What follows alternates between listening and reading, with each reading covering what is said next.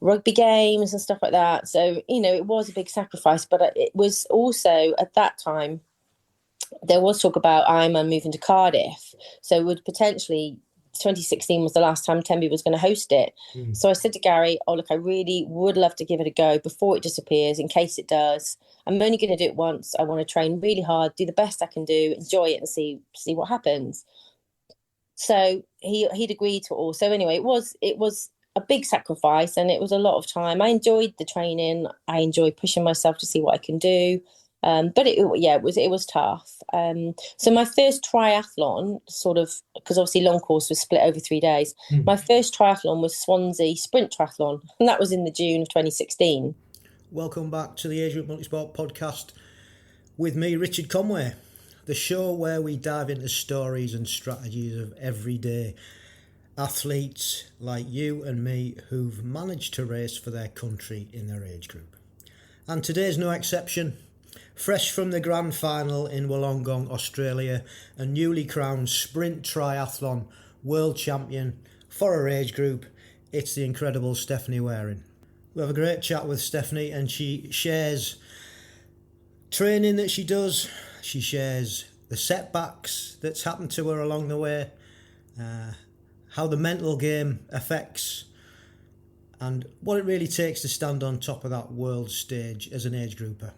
So if you're looking for inspiration, motivation and practical wisdom, this one is for you. So that's coming up. At the moment, we are, I think it is, it's Tuesday the 2nd of December. We've just dipped our toes into December, and me and Mrs. C are over in Lanzarote. We've been out here for over a week now. Unfortunately, we've got to fly back soon, but that's the way it is. We've got some nice training in while we've been over here, as well as relaxing and re-energising, so that's been pretty cool. I'm now in week 11 of my winter triathlon training plan. It's been a bit mixed up the last couple of weeks due to, flying and being on holiday, but that's okay. We've still been doing quite a lot, as you would imagine. Being out here in the sunshine, it just makes you want to go and do stuff. So plenty of running, loads of swimming, got to say, and a bit of biking chucked in there as well. So we've had a really good time. So with that being said, I haven't really listened to any podcasts, to be honest. I haven't really had the time.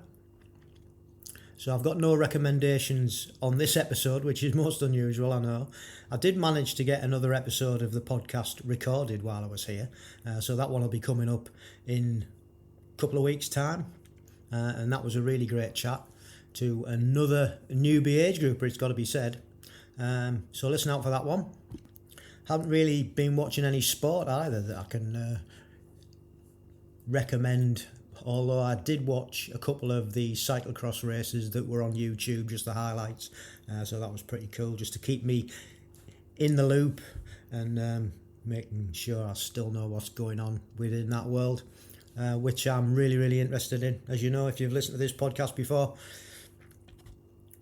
So really not much else to report, just other than that we're really grateful to be able to come out here and enjoy this fantastic little island and the weather that it gives us this time of the year when it's really horrible at home. And we will be back. So let's get into this episode with Stephanie Waring. I hope you enjoy it. She's got a remarkable story, and we shall see you on the other side. Okay, my name's Steph. I am from Tenby in Pembrokeshire, South West Wales, which is home of, obviously, Ironman Wales, which most triathletes will know. I grew up here, did all my education here, then went off to Germany for a year as an au pair, then went to Birmingham University for 3 years, then travelled through Australia and New Zealand for 2 years, then came back and did a master's. in Chester. Then got together with my husband, who I knew from school actually, but we weren't together then. So we ended up moving down to Plymouth for 14 years because he was in the Navy. He was a clearance diver. So there was only 3 bomb disposal teams in the country. It was Scotland, Portsmouth or Plymouth. So we ended up moving to Plymouth. Mm-hmm. Kids were born down there. I've got 2 children. So Tegan is currently 21. Eddie is 19. Moved back to Tenby in 2014. And that's kind of where triathlon started. I'd always been very active as a kid. Was in Tenby Dolphins as a junior, swimming before school and all the rest of it. But my sort of competition stroke was breaststroke. So when I did come back into triathlon, I had to sort of learn to freestyle properly again, if you like. I'd always been active as a kid. You say swimming, cross country, tennis, athletics, hockey, pretty much enjoyed all of it. I just like being active. I was also heavily into football. My dad was secretary of Tenby AFC for 22 years. So I ended up doing a junior soccer coaching course and played football for the local ladies team and all that kind of stuff. When I was at uni doing my masters, I ended up getting into I was doing sports and exercise psychology. Right. I was working a lot with the sports science lot, and we were guinea pigs for a lot of their studies.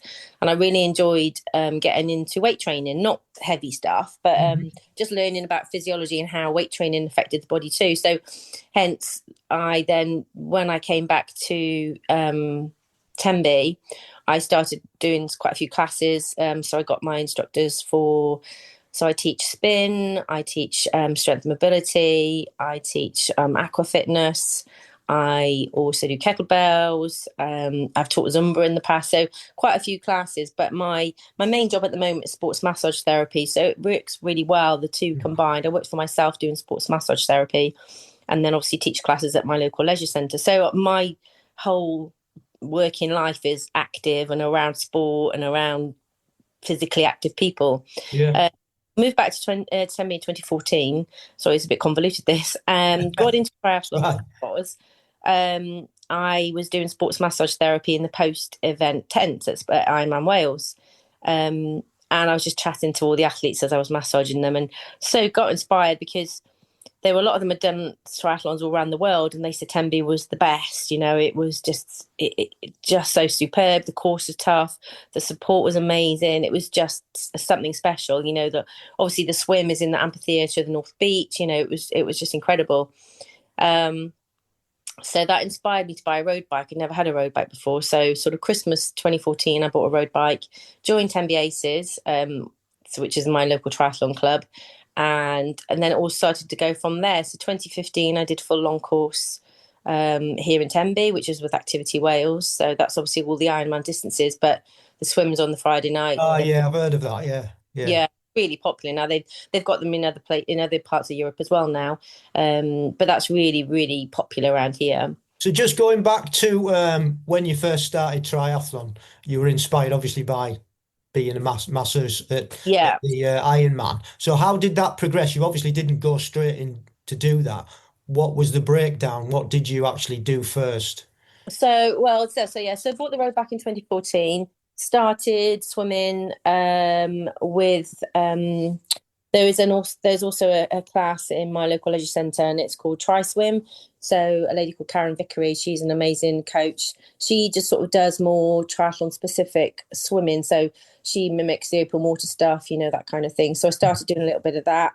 Just started doing my own sort of sessions, swimming quite a few times a week, starting to do some running, and just really learning to cycle.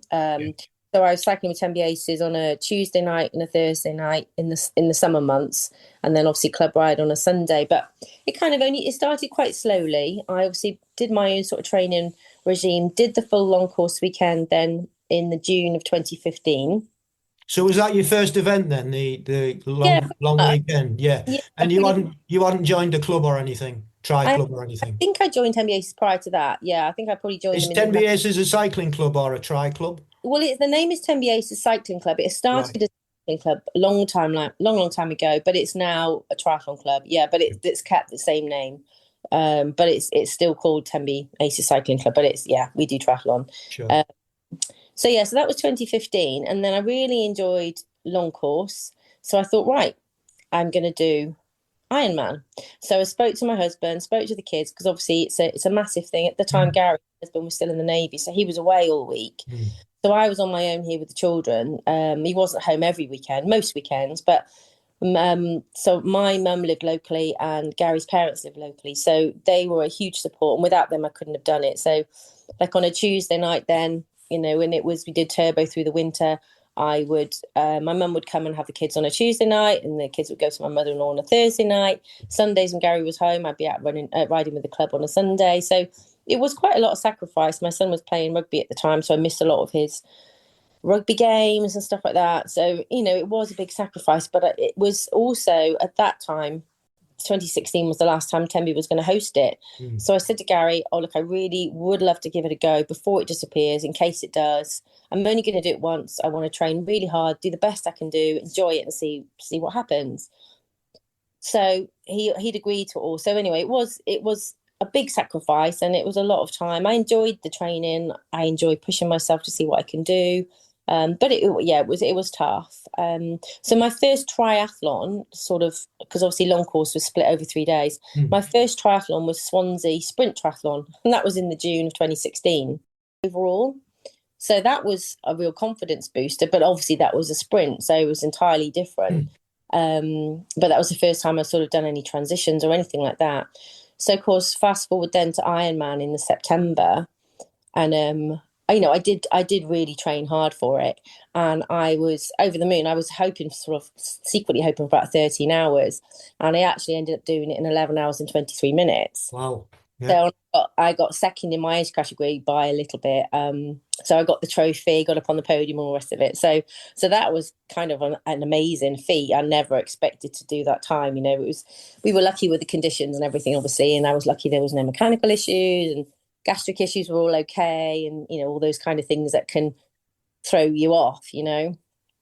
So that was that, and then I knew that I wanted to carry on with triathlon, but to do those long distance, and the time factor was just not happening. I thought that's not fair on the kids. It took me away from the family life. So 0.3s, and then I started sort of getting into the sprint and standard stuff then. So fast forward again, I've done lots of sportifs, and I've done 3 ultra marathons as well. I just wanted to mix it all up and do different stuff, Yeah. That's quite funny, though, that you've actually done it the opposite way around to everybody else.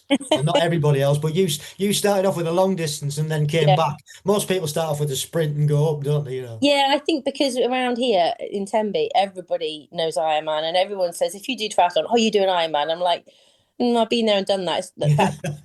For some reason, a lot of the locals think it's all about Ironman, because Ironman is so massive here, and obviously long courses too, which is all the longer distance stuff. But you can do shorter distances on long course. But everybody associates triathlon with Ironman in Tenby, which is fine. So yes, but for me, it was just fitting it in around work and family life, and also I think as we get older, I mean, I'm 52 now, and as we get older, I know women can be very much, can do the long distance stuff probably better than men in a way. Physiologically, we are more primed for it. But for me, I think it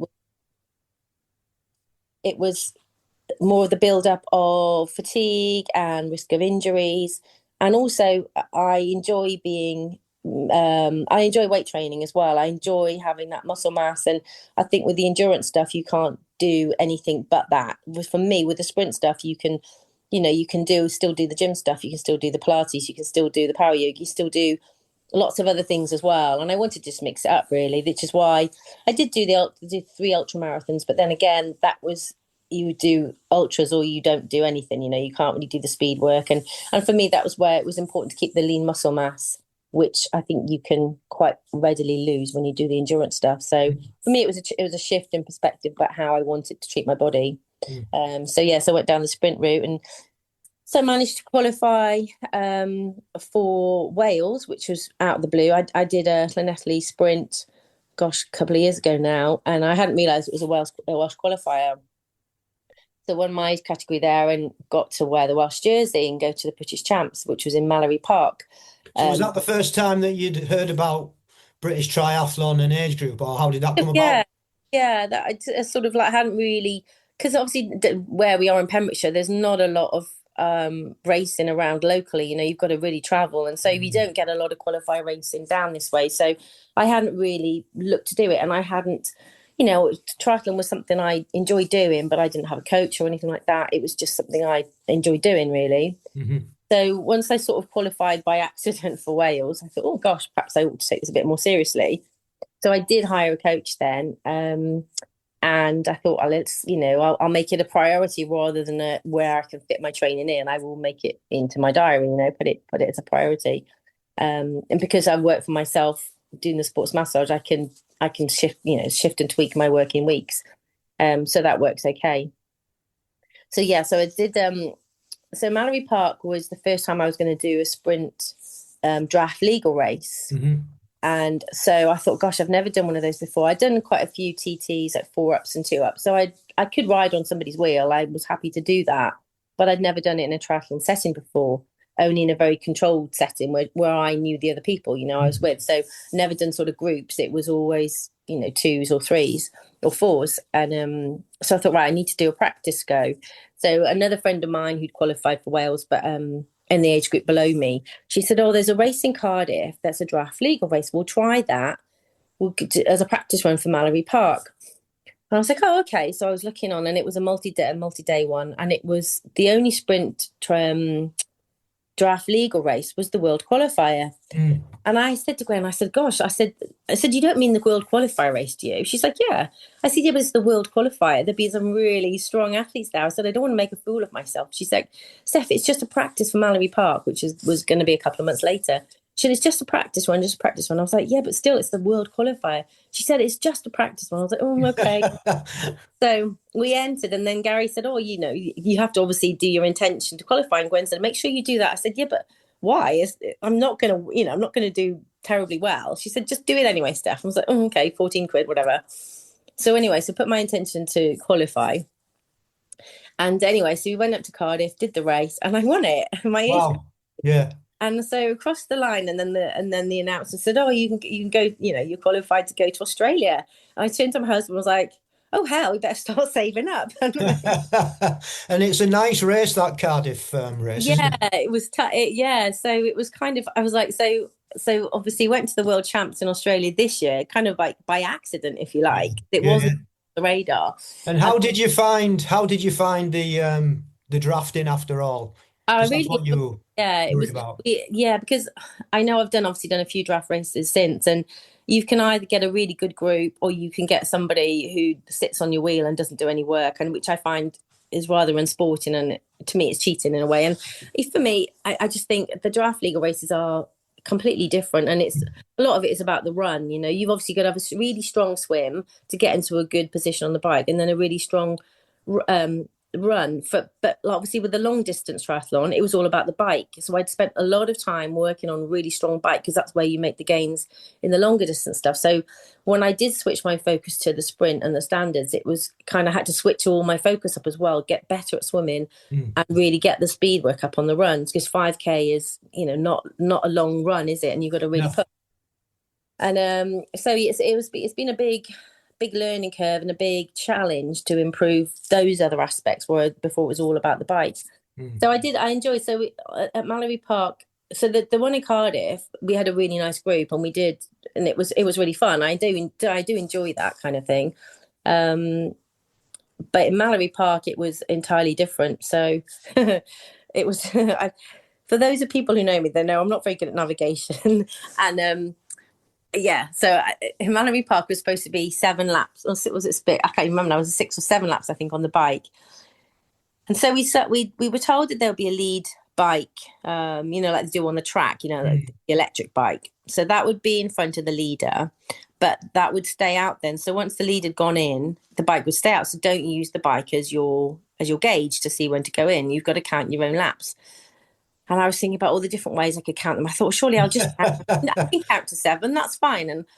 And So I thought, no, it's fine, it's fine. And my daughter had said, oh, but why don't you put some like electrical tape on the handlebars and peel one off each time? I said, yeah, but I'll be littering, I'll be DQ'd for that. So I don't want to be littering. And so it was all these things. So I thought, no, I'm sure I can count to 7. I'm sure I can count to 7. So anyway, so off we go. I know I'm not first out the swim. And I could see the lead bike just the other side of the chicane, out of the pit stops. I don't know if you've ever been to Mallory, but obviously it's No, I haven't, no. Oh, so it's on the motorcycle track. So you go down the pit lane one way and then you do like a literally 180 turn and you go back the other way. And on the second lap, I'd seen the lead motorbike or lead bike on the other side of the pit track. So I thought, well, I know I'm not far off the lead. So I was doing my thing, but because obviously the other age groupers had gone off before us, there was tons of people on the track and it was that many laps. You really had no clue where you were. So I'd seen this lead bike on the second lap, but that was it. I didn't see it again. And I didn't really think much of it. I just thought I was behind, and it came to, I thought I've done 7 laps now. So I'd started to take one foot out of my shoe to do the rapid dismount. And where you come into transition, before you come off the track, you can look across the transition and there's a really clear view. And there was no one in transition. And I thought, oh, hang on a minute, I can't be leading then because I haven't seen the lead bike, so I must not be in the lead. And you got that split second. I didn't even look at my Garmin, which was ridiculous. I just thought, gosh, I don't want to. And then somebody else sailed past me saying, oh, we got one more lap to go. And I stupidly listened to her. And I put my foot back in my shoe and off I go for another lap. And it's only I think it's about a 5-minute lap or something. And it's only when I got down to the bottom, the other side of the track, I could see people start running. I'm thinking, I've passed all those. And I came around the corner and I thought, oh, you Wally, you've done an extra lap. So furious, jumped off the bike. And obviously this was the qualify for Europe. And that was my A race. That was my main game, was to qualify for Europe. So I got off the bike, started running. I said to my husband, and that was 4 laps on the run. And I said to my husband, I've done an extra lap, haven't I? And he's like, just pick them off, Steph, just pick them off. And he's thinking, oh my goodness. So I literally had done an extra 5 minutes on the bike. I was so upset. And I ran, I think, with fury and, just disgust in my head at my own stupidity, and still managed to come third. So well, there you go. And just on that, I mean, that's so topical of this last week or so, because I don't know whether you watch Triathlon. The T100, I mean, you're beating yourself up. We're amateurs and you get the likes of Hayden Wild, the best of the best at the moment, and it happens to him. So, and it's right. 8 laps, 7 laps, I've done races as well. And it's just all these things go through your head. Should I come in? Should I, you know what I mean? And it's like, it does get so confusing in the heat of battle. And it does, yeah. And if the professionals can get it wrong, we've got loads of excuses. The grace, haven't we? Yeah. So to get third and so I was just so relieved. So obviously then went off to Turkey earlier this year in August to represent GB, and that was the first time I'd been able to represent GB, and so that was really proud, and I was delighted. I got a second there. I was 8 seconds off first. Wow, so well done. So that went much better than I thought. And then obviously going to Australia then in October. I mean, I knew it was a really strong field. There was supposed to be 60 on the start list. I think there was 58 in the end, and 30 those were Aussie. So I thought, goodness. And they all looked ninja, and they all looked really strong. And even my husband had said to my daughter, not in my earshot, obviously, but he said, oh, I think Mum's in trouble here. They look really strong. So how wrong was he? Pardon? How wrong was he? Well, yes. Well, yeah. So it's quite a funny story. So we all lined up, off we go. And there was one lady who, she was like a fish, and she was actually from Wollongong, which is where the race was held. And she was out of the water like 2.5 minutes in front of everybody else. So, on a 750 metre swim, that's enormous. And Gary said to Teague, my daughter, said, oh, that's gold gone. I don't know how it's going to go. And I was 10th out of the water. And I was within sort of a pack, so it was good. But again, we were wave 9 of 10, and all the age groupers going off 5 minutes apart. So getting out on the bike course, I mean, it was quite technical getting out of the town there was ups and downs and junctions and whatnot. But once you got onto the flat, it wasn't too bad. So out and back. And it was 2 laps, but of course you're passing all the younger age groupers. So I had no idea where I was in terms of placement or anything. So did the first lap, and I was with an American lady for the first lap, and we worked together for a little bit, so that was pretty good. But she dropped off my wheel by the time I came in for the start of the second lap. Then an Australian lady caught me up. And so we rode together on the second lap, but none of the other younger age groupers jumped on our wheel. So it was a really, it wasn't much of a draft league. Well, it was only the two of us literally on for the whole race, rather than a big group, which is you can obviously have more rest when you're in a group. But that was it. So it's fine. And the Australian lady, who she ended up coming second in the end, she said to me, I think we're at the pointy end of the race. I said, I don't know. I hope so. It'd be nice. And she was quite accomplished, and she knew what she was doing. She'd represented Australia quite a few times, I think. So she was well experienced. And anyway, so we came into T2. I was just ahead of her coming into T2. Came out of T2, I have no idea where she is or anybody else in my age category. Because again, it was so many athletes out there. So it was 3 laps on the run. And again, all the youngsters were doing, on the run. So it came out and we had to do the three laps, like I say. And it was about sort of 200 meters probably, or 100 meters after the T2. My husband was like, there she is. That's in first. She's first. You've got to catch her up. And of course, there's all these athletes ahead. I was like, well, which one? There's tons of them there. Anyway, so came back down off the lighthouse, and he's like, Barnes. She's got Barnes written on the back of her tri-suit. I was like, okay, I could see her. So I passed her quite quickly, and she was breathing quite heavily. So I thought, I think I'll be able to shake her off. I don't think she'll stay with me.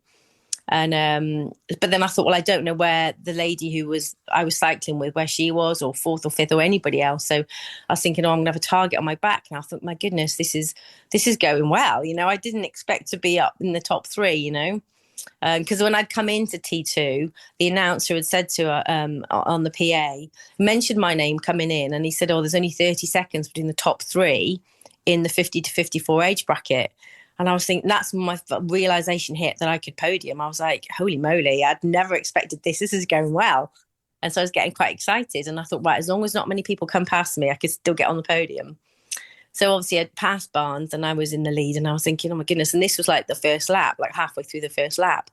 And I thought, please, I just keep do your race. But I was just praying that nobody else would come past me, or not many people anyway. But of course I had no idea where they were. So I just did my race and try to push it a little bit on the last lap just to make sure, thinking, please don't come past me now. And as I came around the roundabout for the second time, my husband and my daughter thought I was due to come in onto the blue carpet, as it wasn't red carpet.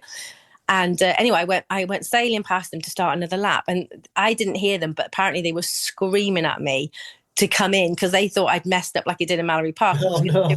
Lap, and I was throwing away the World Championship, and they couldn't believe it. And it wasn't till whoever was ever in second place at that point came round, which was, I don't know how long they had to wait, because by the end I'd got 1 minute and 34 of a lead, which was enormous for a sprint. Yeah.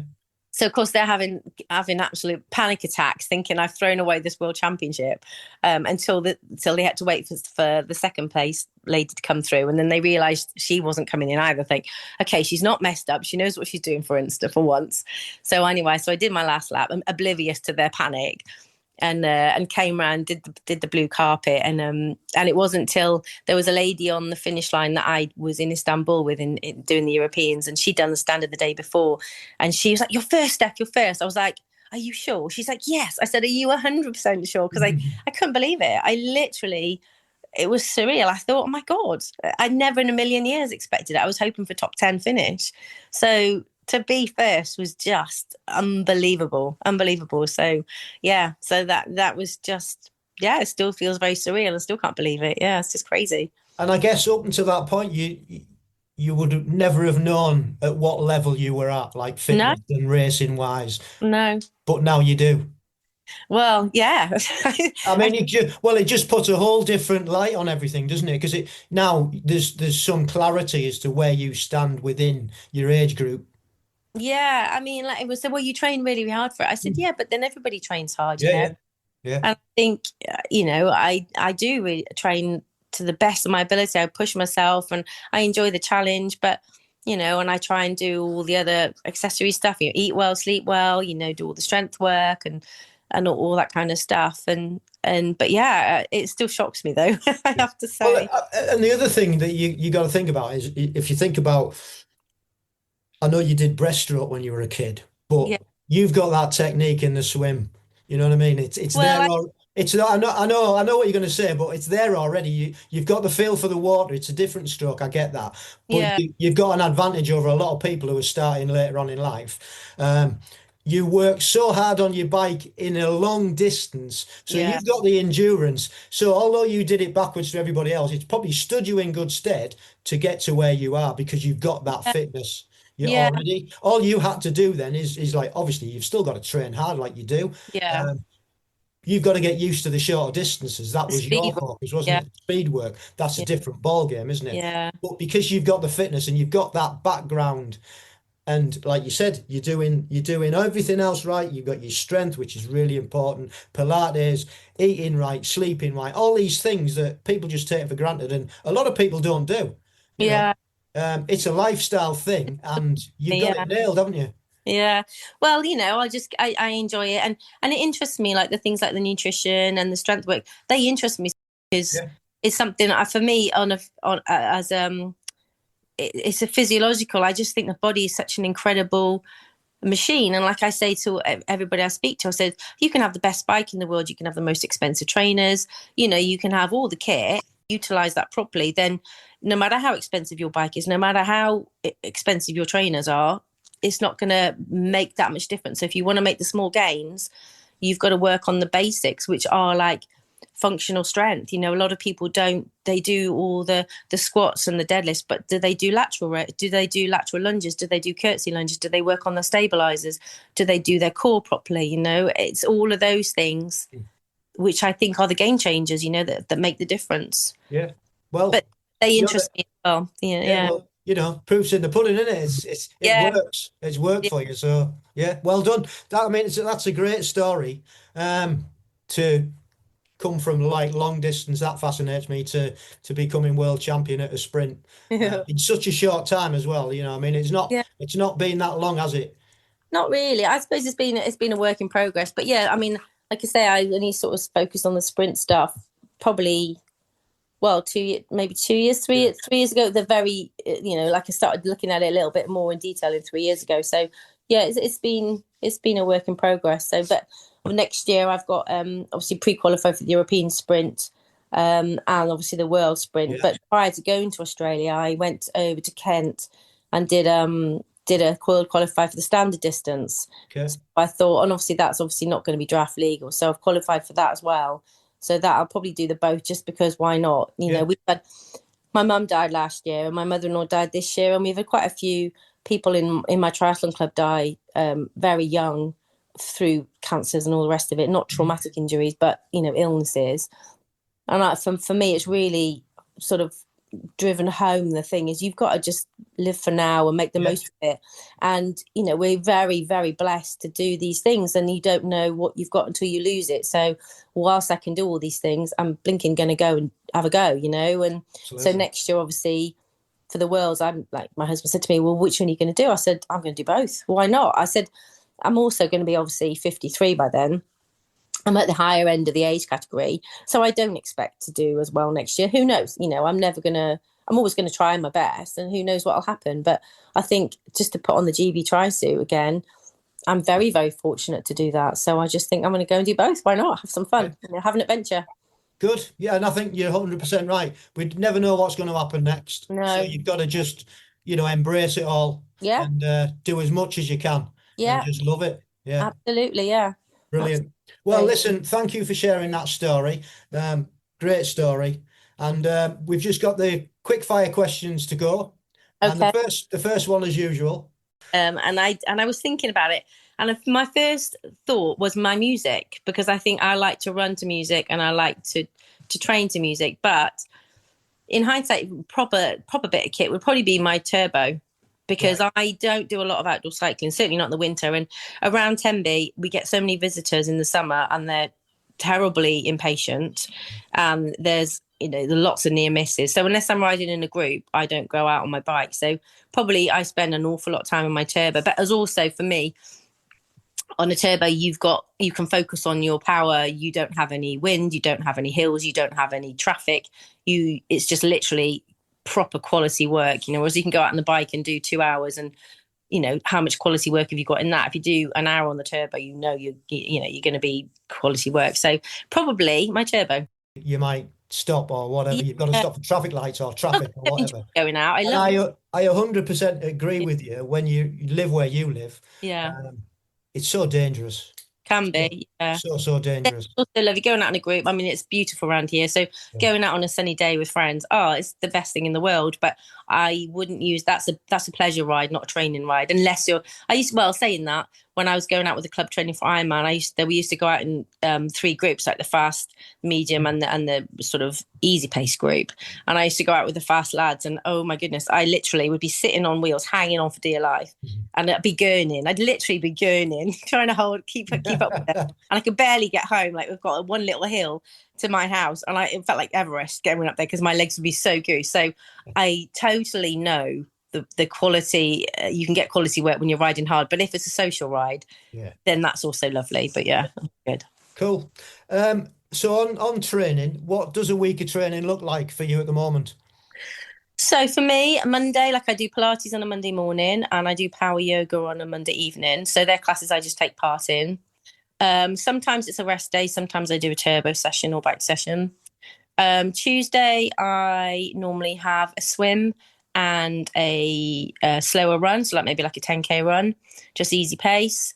Wednesday, I do a turbo with training, but I teach a strength and mobility class, so I sort of take part in that one. So that's quite a lot of stability, strength work, like maybe isometric stuff, eccentric stuff. So it's quite focused, it's not like a fast-paced class. It's really slow, and we do 3-minute intervals of, could be just like compound movements, moving from one body part to the next. But it's really good quality work, because I'm really focused on people having control over what they do. For me, a lot of people in my classes have said it's been game changers, because they've managed to, I've got people who do sailing or horse riding or just walk the coast path, and now they're better at their sport. They're better. They've got one older couple. They've been doing all the Pembrokeshire coast path, and the chap had problems with his knees, so he was certain patches he couldn't do, certain stretches of the coast path, and the lady, she said that she would struggle because some places where it's really narrow, she'd feel really nervous about going in case she fell. She said now they do it all because they know, because everything's stronger, and I'm sitting on their shoulder making sure, engage your core, do this, do that, and they feel so much fitter and stronger. And it's little things like that, which for me are massively rewarding, that their functional strength and their quality of life is improved. So for me, my classes are a lot about functionality and longevity and all the rest of it. So anyway, that's a Wednesday. So it's a turbo and a strength and mobility class on a Wednesday. Thursday is another swim, and it's a fast or speed interval run. And I also teach a kettlebell class on a Thursday. I teach 2 aqua aerobics Wednesdays and Thursdays as well, but that's on poolside. So I'm doing bits and bobs, but it's sort of like a bit of movement, if you like, a bit of mobility movement. And then Friday, I do another turbo. I do a swim in the evening, and I teach a strength and tone class and a strength and mobility class. And then Saturday is a longer bike. It depends. If I'm out on the road, it's 2 to 3 hours. If I'm on the turbo, it might be an hour and a quarter, an hour and a half. And then Sunday is the longer run, which it's normally like an hour 15. And then the next week is an hour and 20, hour and 25, and an hour and 30, but a slower paced run. So that's cool. Yeah. It's quite a lot. Yeah. Well, especially when you're working in the industry as well, it's like, getting all that added it. That, so obviously and then it's my working day as well, which is again quite physical in terms of upper body strength. As a sports therapist, you've got to, certainly if they're bigger people and with lots of muscles, you've got to really, engage some force there as well. Yeah, cool. Next is, what's the best bit of advice you've been given? Consistency is key. That's not necessarily something I've been given. My biggest, it sounds really bizarre, but I've said this to so many people since, because I get really cold. Because coming off the swim, this might resonate with a lot of your listeners, I don't know. Coming off the swim and going onto the bike, if the weather's not very good, I used to freeze. I used to literally shiver. Before now, I've had to ask other athletes to do up. When I was doing the 70.3s, do up a cycle jersey I'd put on, or do up like a gilet, because I physically couldn't do the zip up. My hands were so cold. couldn't take anything nutrition out of my saddlebag or anything else, like one of the founding members, he said to me, bubble wrap, Steph. I was like, what do you mean bubble wrap? He says, a square of bubble wrap, shove it down your tri-suit, sort of, next to your skin when you come out of the swim. And then that'll keep your chest warmer when you're getting out, obviously going into the breeze, on the bike. And for me, that was the big game changer, was bubble wrap. A square of bubble wrap, shove it in T1. And that was a big, massive change for me, because I was a little bit warm. My hands were still cold, but my core, my body was warmer. So that is one big thing that I've told to loads of people. And I'm like, oh my God, that's so simple. And it is. And if you get warm, you can take it out and shove it in your pocket. It takes up no space. It's not heavy. So that's a piece of advice I do give to a lot of people. But anything else I would say is consistency with training, consistency with nutrition, and also the 80-20 rule. Work hard and follow everything 80% of the time, and then or 90, and then so 90-10 or 80-20. So you have your balance, 80 everything good, 20 live a little. We have to have our our little times when we don't adhere to all that strict training regimes, because you've got to live, But consistency is key. Consistency and bubble wrap. Consistency and bubble wrap. Well, I've learned something today, because that's not. I've heard of newspaper down the front, like from a cycling point of view. Yeah, but if you're wet, that's no good, is it? Well, absolutely no good at all. But bubble wrap, yeah. Bubble wrap. And I, like you, suffer really, really badly from the cold, and I've come into transition loads of times. Can't feel my feet, can't feel my hands, can't do me home, can't get it on, can't take it off. And it's like, it's blind panic, isn't it, when you stood I know, in a race. And it's... I've nearly had to take my nose off a few times because I can't undo the helmet, and I've had to literally scrape my nose off. It's just awful. So I do sympathise with you, but bubble wrap, everybody. Yeah. That's the future. It is. So finally, what are your short and your long-term goals? Short term, stay healthy, train hard over the winter, just get some more plyometric strength and all that, sort of to keep the power going. So obviously, now I'm 52, you've got to be super careful as a menopausal, postmenopausal woman to keep your strength, your bone health. Keep that power going, because, obviously muscles atrophy as we age. So that's a really big focus for me. From a nutrition point of view as well, extra protein and all the rest of it. Do you take creatine? Yes, I do. I've started about 6 months ago. Yeah. So I do take creatine, and I'm also pescatarian, so I've got to be quite careful of iron levels and stuff. I've been a pescatarian since I was 14. So, all my adult life I've been, I haven't eaten meat. So again, that's another reason why nutrition is interesting to me and of importance, because I've got to be, quite careful with my diet as a pescatarian. So short term, over the winter, just, enjoy life, as well. And then obviously into next year, I've got the European Sprint, the World Sprint and World Standard. So obviously there'll be my A races. And then I'll just do obviously a few bits and pieces in between to try and sharpen up. But yeah, just keep living life and enjoying life, really, because like you say, every day is a blessing, isn't it? So just, yeah. And your longer term goal?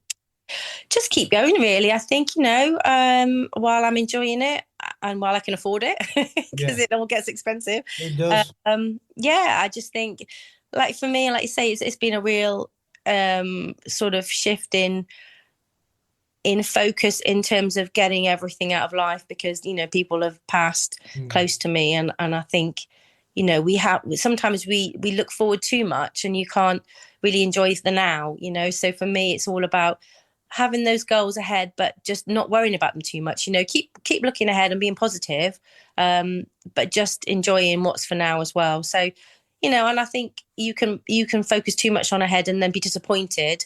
But I'm always a glass half full person. I'm not a glass half empty, because I think, what's the point in being miserable about stuff? You can find the pleasures in every day, even small things like going for a walk with a dog and the sun shining. Just think, oh gosh, this is amazing. And even if it's pouring with rain and horrible, you think, well, I'm actually able to get out and have a walk. Skin's waterproof. Let's just get on with it. He's enjoying himself, so let's just go. So perfect. Yeah. Awesome. Well, listen, it's been lovely to speak to you. Thank you for coming on. Thank you. Much appreciated. And there she goes. What a lovely chat that was. Really enjoyed that. And learned something new. Bubble wrap. It's the future. Who knew? Put some bubble wrap down your front. like I said during the conversation, I always remember watching the cyclists back in the day grabbing a sheet of newspaper at the top of a mountain in the Tour de France and shoving it down the tops so it would keep them warm. But never heard of bubble wrap before, so that's one for us all. See, hints and tips you'd probably not get anywhere else. So a huge thanks to Steph for sharing her insights, knowledge, experiences, her energy and her hints and her tips. So if you've enjoyed today's episode, please do get in touch. If you're an age group athlete and you'd like to come on and share like Steph did, you can get in touch via our email, which is the Agegroup Multisport Podcast at gmail.com. You'll find us on Instagram at amp_podcast. We're also on Facebook at Richard Joseph Conway, and we have our own YouTube channel, which is AmpGB. And all the previous episodes are on there, as well as some video footage of me and my training and general day-to-day life as a age group athlete. So if you've enjoyed today's episode, don't forget to share it with like-minded people. If you could give us a review on Spotify and Apple Podcast, that would be great. If you're listening on our YouTube channel, please do subscribe, hit that like button, and if you've got any comments, just leave them in the box below. Thank you once again for taking your time out to listen. We shall be back in a fortnight with another episode from another great age group athlete. Until then, don't forget, stay safe, keep training, and love the process.